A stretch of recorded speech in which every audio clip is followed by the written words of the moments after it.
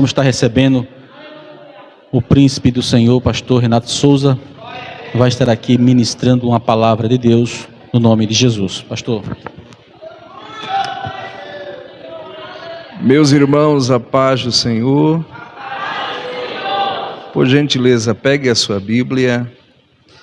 Evangelho de Jesus conforme os escritos de João Marcos. Marcos, capítulo de número 2. Aleluia. Se puder colocar mais um pouco de agudo aqui, nos retornos, eu agradeço. Aleluia. Isso. Glória a Deus. Glória a Deus. Glória a Deus. Quero agradecer ao Senhor por esta oportunidade. Louvar a Deus pela vida do pastor Júlio, que tem sido uma bênção para o nosso ministério, Assembleia de Deus, Ministério de Madureira, e representando aqui o nosso pastor presidente, pastor Eliseu Virgínio. O pastor Júlio tem feito um grande trabalho para o Senhor Jesus. Feliz em rever a pastora, todos os irmãos que estavam ali na convenção, que foi muito produtivo, né? Eu aconselho que você vá no próximo ano. E também já foi apresentado aqui, é verdade, a minha família, minha família, missionária Messia, que me acompanha. Estamos completando agora 17 anos juntos para a glória de Deus. E juntos temos cooperado na obra do Senhor. Trago uma saudação do nosso pastor presidente, o pastor Augusto, ali do campo de Candeias. Cooperamos lá já com ele há 8 anos. Estamos lá servindo o nosso pastor e a igreja para Jesus. Estou muito feliz porque eu estou tendo o privilégio de pregar aqui pela primeira vez e estou revendo um amigo de muitos anos. Trabalhamos juntos no Porcão em Boa Viagem. Está ali o diácono Vilmar, meu amigo de muitos anos, e a gente gozamos de uma amizade há mais de 20 anos, né, Vilmar? Quase isso, quase 20 anos. E aleluia. Posso ficar com outro, pastor? Se eu deixo? Por gentileza, localize Marcos 2, vamos ler a palavra de Deus. Quero cumprimentar todos os pastores que estão aqui. Eu vi lá atrás, um diácono, acho. Eu disse para ele que a próxima vez que eu vim aqui, pastor Fábio, eu vou deixar meu bigode igual dele, tá? É o que está lá atrás, lá, gente boa. Deixar o bigode bem bonito e está tudo certo. Capítulo 2 está escrito: e alguns dias depois, entrou outra vez em Cafarnaum. E soube-se que estava em casa, e logo se ajuntaram tantos que nem ainda nos lugares junto à porta cabiam, e anunciava-lhes a palavra. E vieram ter com ele conduzido um paralítico trazido por 4, e não podendo aproximar-se dele por causa da multidão, desceram o telhado, descobriram o telhado aonde estava, fazendo um buraco, e baixaram o leito em que jazia o paralítico. E Jesus, vendo a fé deles, disse ao paralítico: filho, perdoados estão os teus pecados. Meus irmãos, estamos diante da mesa do perdão, a mesa da religação, a mesa da restauração, diante da mesa da restituição. Pode sentar.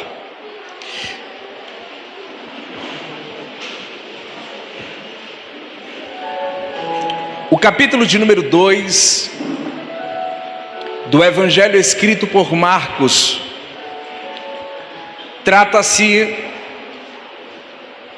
acerca de um dos milagres que Jesus operou, que se tornou mais conhecido naqueles dias, não por causa do milagre, mas por causa da forma que ele foi feito.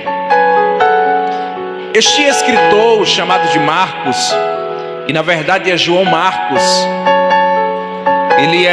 ele tem uma mãe judia chamada de Maria, e na casa desta mulher havia-se cultos realizados para Deus. Este João Marcos, ele é moço de Pedro. Existem dois moços do Novo Testamento que é bastante conhecido. Um é Lucas, que é moço de Paulo, e o outro é João Marcos, que é moço de Pedro. Só que Lucas escreve o Evangelho de Jesus direcionado para os gregos, e João Marcos escreve o Evangelho de Jesus direcionado para os romanos. Lucas se converte através da pregação de Paulo, e Marcos se converte através da pregação de Pedro. Então, no Antigo Testamento houve moços que foram sucessores, como Isaac sucede a Abraão, Elias que sucede a Eliseu, Salomão que sucede a Davi. Mesmo sendo pai ou filhos ou parentes de primeiro ou segundo grau, sucederam o ministério um do outro. Aqui é totalmente diferente. Eles vão suceder o ministério de Jesus. Depois de Cristo, todos aqueles que vão representar o Evangelho de Jesus, eles são sucessores do ministério terreno de Cristo. Não é que o ministério de Cristo acabou, há o ministério terreno e celestial. Todos aqueles que aceitarem a Jesus, receberemos e recebemos o direito de sermos chamados de filhos de Deus. Esse acesso foi dado somente por causa de Jesus. Então, para que você entenda nesta noite, os 4 evangelhos, primeiro de Mateus, é direcionado para os judeus, representando Jesus como rei dos judeus. Marcos escreve para os romanos, representando Jesus como servo. Lucas escreve para os gregos, representando Jesus como filho do homem, simples, filho do homem. E João, que escreve a carta universal para o mundo e para a igreja, ele vai representar a Jesus e nos apresentar como filhos de Deus. Este evangelista chamado de Marcos, ele não andou com Jesus como Mateus e como João. Ele recebe esta dádiva, este presente, este privilégio de escrever este evangelho, porque a sua mãe abriu a porta da sua casa para que a igreja entrasse nela. A mãe abriu a porta da casa e disse para a igreja: pode entrar, pode orar, pode cultuar, pode se alegrar, pode glorificar. E foi isso que aconteceu. Jesus derramou a graça sobre a vida da casa da irmã Maria. Quando Jesus foi ascenso aos céus, e aqueles 120 crentes ficaram em Jerusalém, clamando ao Senhor, a geografia, o endereço, a localização era a casa de João Marcos. Na casa de João Marcos vai se cumprir pelo menos 3 grandes profecias. A primeira, quem disse, foi Davi, que ficaria deserta a sua habitação, e não haja quem nela habite, e tomará outro ao seu cargo. Atos capítulo 1, e o verso de número 20. A segunda, quem disse, foi João Batista: eu batizo com água para arrependimentos de pecados, mas aquele que vem após mim, ele é mais poderoso do que eu, ele vos batizará com Espírito e com fogo. E a terceira, quem disse, foi o Senhor Jesus: ficai, pois, em Jerusalém, até que do alto sejais revestidos de poder. Então se cumpre a profecia de Davi, a profecia de João e a profecia de Jesus. Aonde, pastor? Na casa de João Marcos. Então a casa de João Marcos é um celeiro da glória de Deus. A casa de João Marcos é um celeiro da graça de Deus, do poder de Deus, da unção de Deus. E tem crente, pastor, aqui não tem não, isso é só lá em Recife, mas tem crente que não abre mais a porta da casa dele para a igreja entrar. Tem crente que não abre mais a porta da casa dele para se fazer oração, para se fazer momentos de comunhão, para fazer momentos de adoração. E se você soubesse o poder que isso tem, quando você abre a porta da sua casa para a igreja entrar, para a graça de Deus entrar, para o poder de Deus entrar. Maria abriu a porta da casa dela, e o que foi que Jesus fez? Presenteou o seu filho, dizendo: escreve este evangelho, que no meu ponto de vista, que o escritor deste evangelho deveria ser Pedro, porque Pedro foi quem viveu com Jesus, Pedro foi quem padeceu com Jesus. Mas como Jesus é justo, ele não deve nada para ninguém. Ele disse: Maria, tu abriu a porta da tua casa, agora eu vou abrir a porta da minha casa. Então toma o evangelho para o teu filho escrever.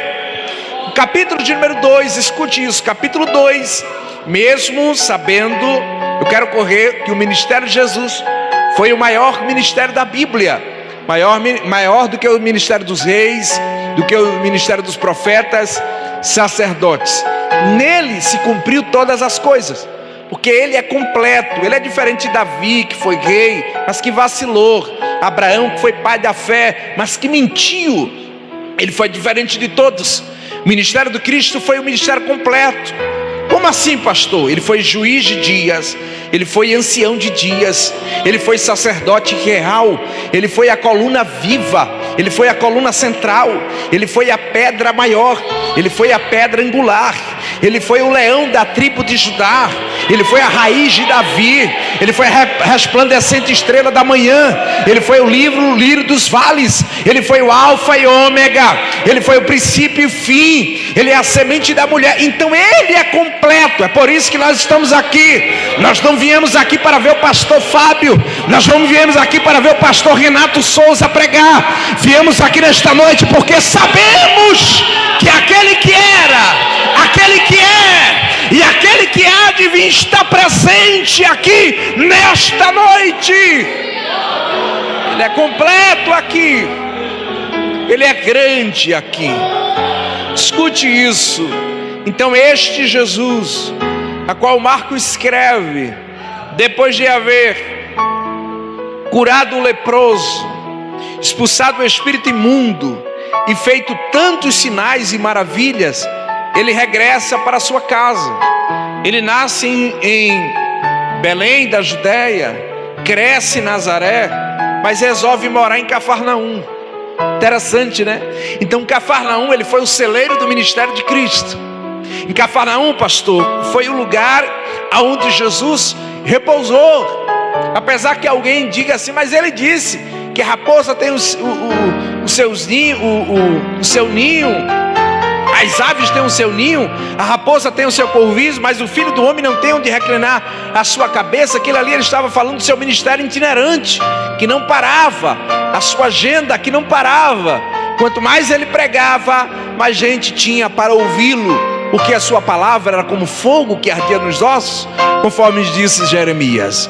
O que eu estou dizendo aqui para você nesta noite é que quando Jesus regressa para casa, você tem a ideia do que é um pregador que não só fala, mas que cura, que opera sinais, prodígios e maravilhas. Quando ele regressa para casa, a notícia, os vizinhos, os amigos, os parentes, todos se reuniam para que ele pregasse. Então ele chega em casa, ele está cansado de viagem, mas o povo quer ouvir a sua palavra, os seus ensinamentos. Então quando Jesus entra em casa, a boa notícia, é por isso que eu sempre digo, né? Tem um conceito para que se alguém suba no altar para pregar, porque quando você quer ter sabe, como é que eu posso dizer, informações sobre um obreiro, você não vai nas redes sociais dele, porque na rede social está ali a foto da multidão. Na rede social nem todo mundo é aquilo que se mostra ser. Quer saber quem é um obreiro? Pergunta para o vizinho dele. Quer saber quem é um obreiro? Pergunta para o amigo que trabalha com ele. Eu vou mais forte. Quer saber quem é um obreiro? Pergunta para a esposa dele. Pergunta para os filhos dele. Então Jesus não é aquele que só prega fora, ele prega em casa também. Jesus não é aquele que é só crente fora, é crente em casa também. Fala para esse crente aí: ei, vaso, não seja só crente fora, seja crente em casa também. Diga: o teu vizinho está de olho em você, o teu amigo está de olho em você. Porque tem gente que é só crente aqui, mas não é crente em casa. Tem gente que dá glória aqui, mas não dá glória em casa. Tem gente que adora aqui, mas não adora em casa. Tem gente que adora aqui, só adora aqui, mas em casa é outra coisa. E não coloque essa cara feia para mim não, que eu vou dizer algo de Deus para você. Tem alguém que está de olho em você. O teu vizinho está de olho em você. É por isso que você não tem trago ele para a igreja, porque talvez você tenha dado mau testemunho, mas nesta noite Deus está dizendo aqui para você: seja crente aqui e crente lá, adore aqui e adore lá também.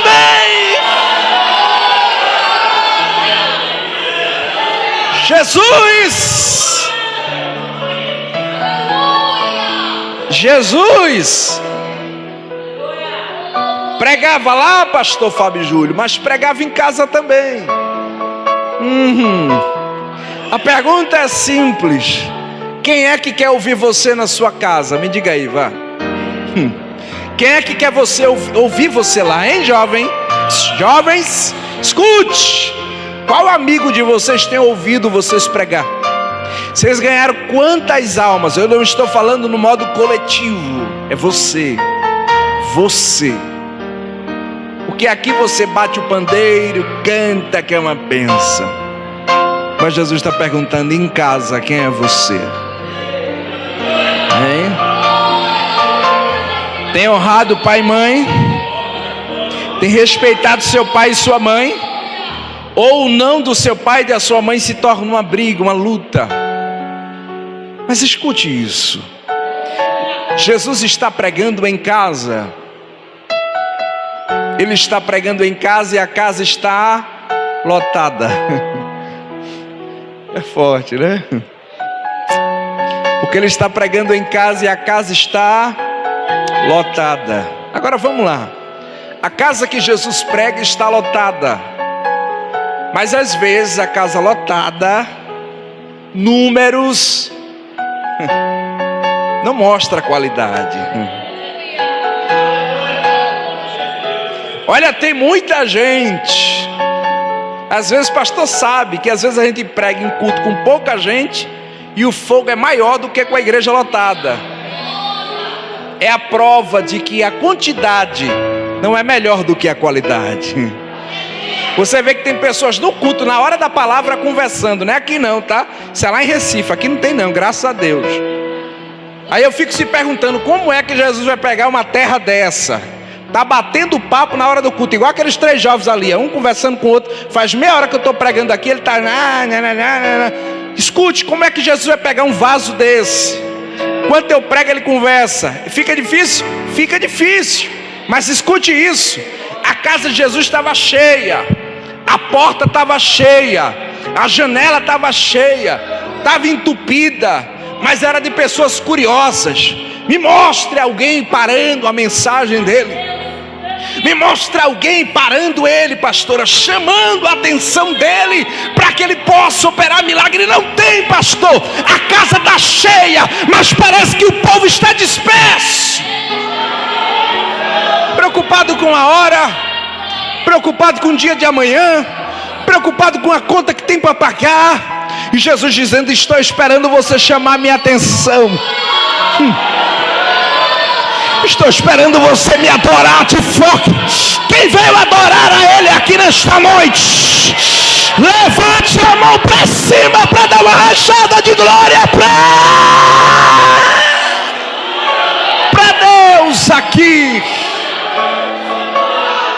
formas diferentes de atrair a sua atenção.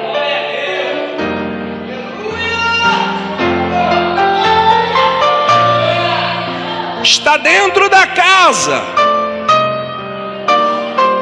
mas não para ele. É complicado.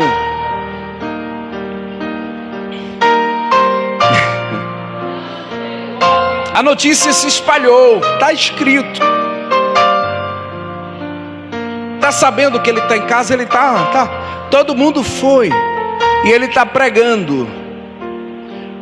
Paralítico está em cima de uma cama. Quatro homens, com certeza amigos dele, porque para estar perto de um paralítico tem que ser amigo. Quem é que está perto de alguém que é inválido? E principalmente nos dias de hoje, que as amizades de hoje, a maioria delas, né, é na base da troca de favor. Eu só faço por tu se tu fizer por mim. Eu só vou te buscar se primeiro tu me buscar. Eu só faço o almoço na minha casa para tu se primeiro tu fizer na tua casa para mim. É assim ou não, irmãos? Porque normalmente hoje está assim. Aqui não tem não, mas escute. Mas normalmente está assim. Aqui é um homem válido. 4 amigos. Olha para eles assim, olha, a tua chance é essa.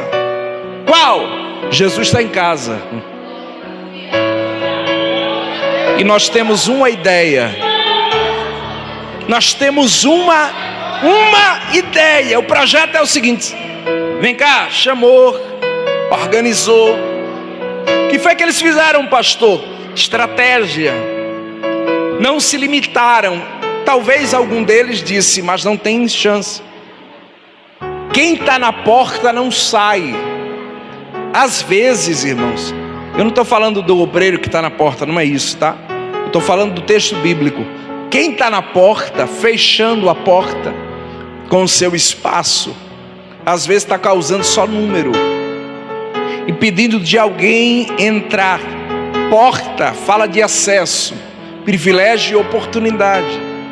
Quando Jó disse, trema eu diante de uma multidão, o desprezo das famílias me apavora e eu me cale, mas da porta eu não sairei. Aquela porta que Jó está falando, não é porta fechando o acesso, mas é porta para entrar no acesso. E tem muita gente que está na porta fechando o acesso para ninguém entrar.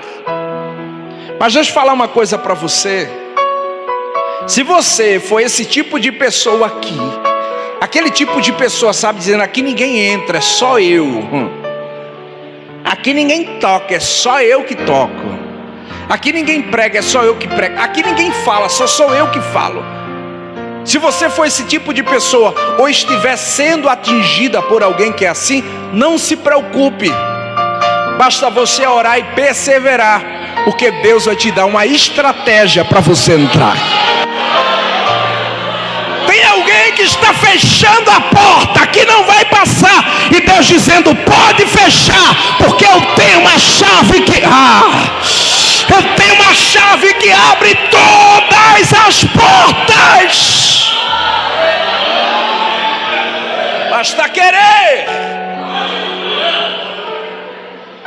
Eles estavam impedindo a entrada deles. E o projeto foi: é o seguinte, tem dificuldade para entrar. É o seguinte, não chama a atenção. Ele é paralítico e como ele tem muitos que já estão dentro. Olha, tem muita gente lá dentro, deixa para outro culto. E alguém dizendo no meio, não é hoje. Quando eu parei o carro ali, eu convidei uma vizinha aqui da igreja. Eu falei, vamos cultuar hoje. E ela disse, depois eu vou. Eu falei, rapaz, o que se tem para fazer hoje é hoje. E ela ficou rindo, é uma que mora aqui do lado. Escute isso. Eles tiveram esta ideia, é hoje. E foi hoje. De que forma? Já que o acesso, porta está fechada, vamos ter um formato de ideia. Na época, os telhados eram diferentes desse de hoje. Os telhados daquela época eram telhados mais frágeis do que o de hoje. Casa de judeu, simples, não tinha tanta tecnologia assim como esse de hoje. Então eles subiram pelas escadas, degraus, subiram, acesso lateral, chamaram a atenção primeiro com um barulho que fizeram, chamaram a atenção. Segundo, chamaram a atenção porque fizeram o buraco no telhado, no local exato aonde Jesus estava. Então observe os detalhes deste milagre. Aqui eu concluo. Não é um milagre qualquer, é um milagre que tem detalhes. Não é um milagre daquele que eu creio, é um milagre daquele eu creio, mas porém preciso agir. Não é um milagre daquele eu vou ficar em casa porque a porta vai se abrir, e ele dizendo a porta vai se abrir, mas faz a tua parte, prepara o teu currículo. Você está entendendo? É aquele milagre dizendo precisamos reformar a igreja. Ele está dizendo eu vou abençoar você e você vai contribuir na igreja. É um milagre. Ele está dizendo Senhor, eu quero casar. Ele dizendo quer casar? Vai orando, vai se arquitetando, vai trabalhando, que eu vou te dar a varoa certa para você casar. Fala para este crente que está ao seu lado: ei, vaso, tu faz a tua parte que Jesus faz a dele. Tu faz a tua parte que Jesus faz a dele. Vai, balança esse crente aí, que eu estou vendo que tem gente calado, parece que está bravo, com raiva. Fala para ele: o milagre vai acontecer, mas tu faz a tua parte que Jesus faz. Quem crê nesta palavra de Deus?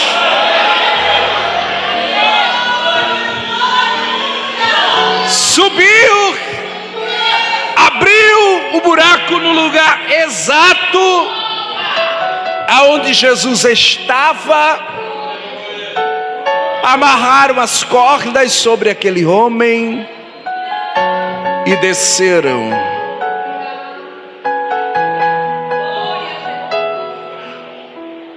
Irmãos, eu vou falar uma coisa aqui que é certa. O culto pertence a Deus. O culto não é do homem.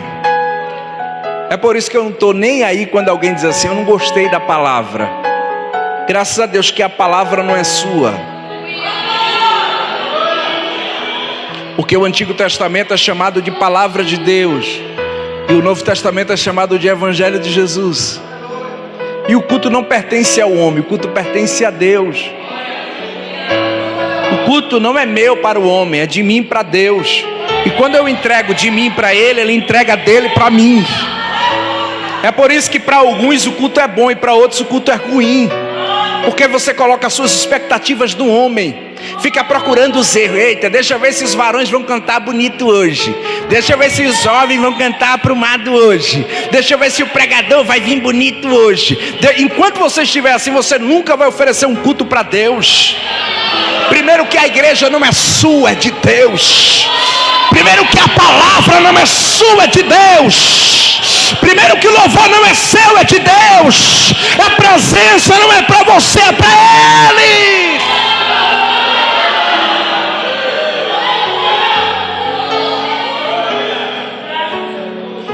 Tem muita gente, mas o barulho é pouco. Tem muita gente, mas ninguém chama a atenção dele. Muita gente, eu não vejo nada parado. Tem alguns que deixam para adorar somente quando é congresso. Já percebeu que parece que tem crente, parece que ele só liga a tomada quando é festa. Passa o ano todinho ele está ali. Quando é o congresso, parece que tem eletricidade, né? Eu não sei o que é isso. Eu não sei o que é isso, pastor. Tem um ano todinho, ciclo de oração, consagração, culto da doutrina, de ensino da palavra, e ele está nem aí. Mas quando é o congresso,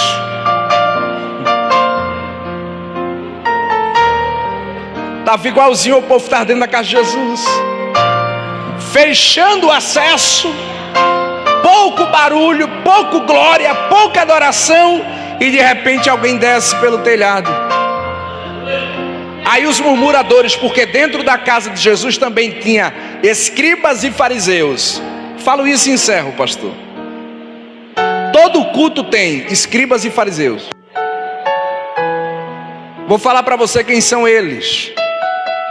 São aqueles fofoqueiros do WhatsApp, que fica falando mal do pastor, que fica falando mal da igreja. Eu sei que vai falar mal de mim também, eu sei, mas não tem problema, eu estou pregando a palavra. São escribas e fariseus. Para ele nada está bom, para ela nada presta.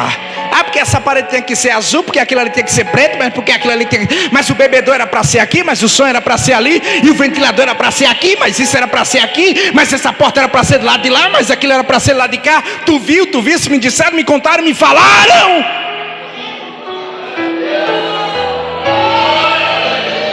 Perca o seu tempo com isso, não. A Maragi está cheio de pessoas no mundo ainda para você ganhar para Jesus. Eu vou perguntar, e somente quem vai dar glória a Deus aqui é crente de verdade. Quantas pessoas você trouxe hoje para esta santa ceia para aceitar a Jesus aqui?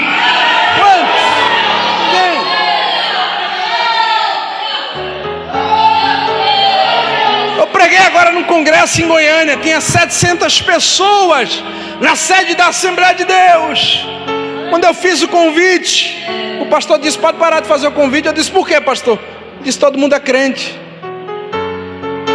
Eu disse: pastor, mas não, todo mundo é crente, eu conheço todo mundo.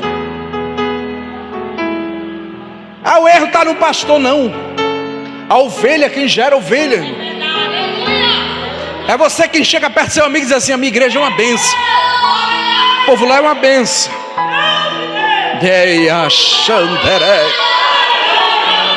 Aleluia. Não deixe essa chama se apagar dentro de você. Alguém que está precisando ouvir a palavra de Deus. Traga. Faça igual esse amigo. Esses amigos. Não seja aquele que fecha a porta, não. Seja aquele que tenha estratégias para trazer alguém para a presença dele.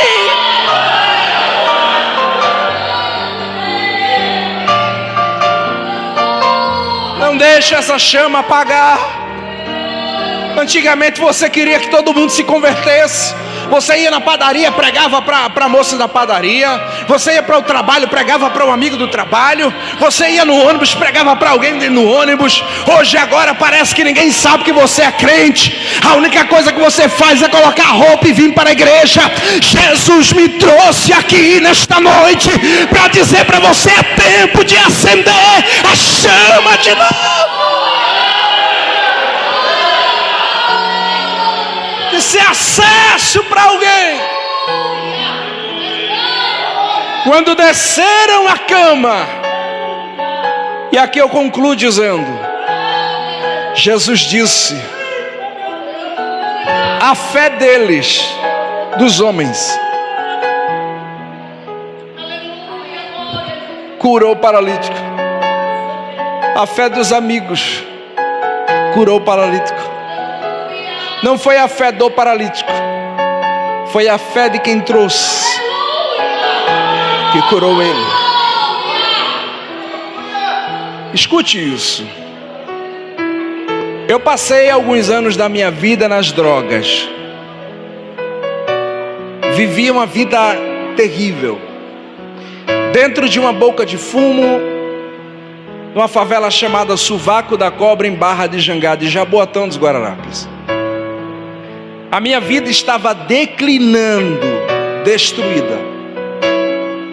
Mas alguém que representava estes amigos do paralítico resolveu me carregar. Primeiro, através da oração. Segundo, através da ação. Quem foi, pastor? A minha esposa.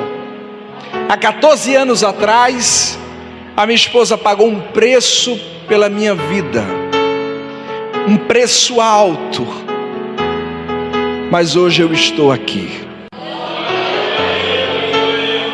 dizendo que somente Ele faz. E você vai desistir do seu marido?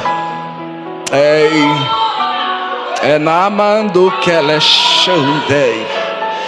E você vai desistir desta pessoa. Você vai desistir da sua casa. Você vai desistir da sua família. Ele está falando para você: crie estratégias para trazer. Como? Pergunte a Jesus que Ele vai te orientar. Eu não sei se você vai entrar pela janela, pela porta ou pelo telhado, mas traga, porque aonde Jesus estiver, esta pessoa será transformada. A irmã lá atrás está acreditando, porque a mão dela está levantada. Eu vou liberar. Essa pessoa será transformada. O Espírito de Deus vai tomar ela e vai encher. O Espírito de Deus vai pegar ela e vai encher ela, transformar, mudar, edificar. Que edificar.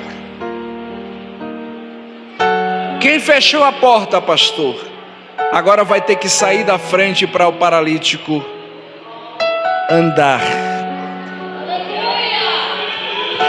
Os escribas e fariseus que murmuravam dizendo: Ele curou antes de perdoar. Ele faz da forma que Ele quer, porque o limite da doença, a condição da doença era o pecado. Então primeiro perdoava e depois curava. Mas para calar a boca dos fofoqueiros daquele culto, primeiro aqui eu vou perdoar e depois primeiro eu vou curar e depois perdoar, porque eu faço da forma que eu quero.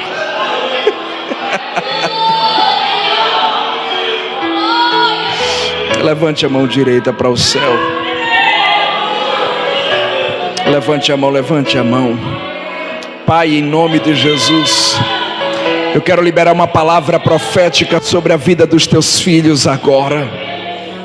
Em nome do Senhor Jesus, essa chama não vai se apagar. Os teus servos serão aqueles condutores de paralíticos. Os paralíticos, Senhor, desta cidade que estão morrendo na cachaça, nas drogas. Os paralíticos dessa cidade que agora deveriam estar aqui, mas estão em casa. Usa os teus filhos como instrumentos para ser condutores. Usa os teus servos para te adorar de uma forma sobrenatural. Quem acredita nesta palavra profética, abra a boca para adorar, porque enquanto você dá glória para Ele, Ele vai descer. Quem tem glória para Ele nesta noite, abra a boca para dar uma rachada de glória. Ore a Deus. Você será usado por Ele. Creia, acredite, não seja um empecilho, seja uma bênção, seja um acesso, seja uma bênção, seja um acesso para a vida de alguém. Aqui, na congregação que você congrega, no trabalho que você trabalha, na escola que você estuda, seja acesso.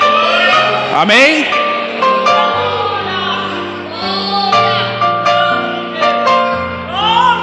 Os varões aqui, quem está precisando de Jesus aqui? Faz assim: pastor, eu estou precisando de um milagre. Eu estou precisando de um milagre.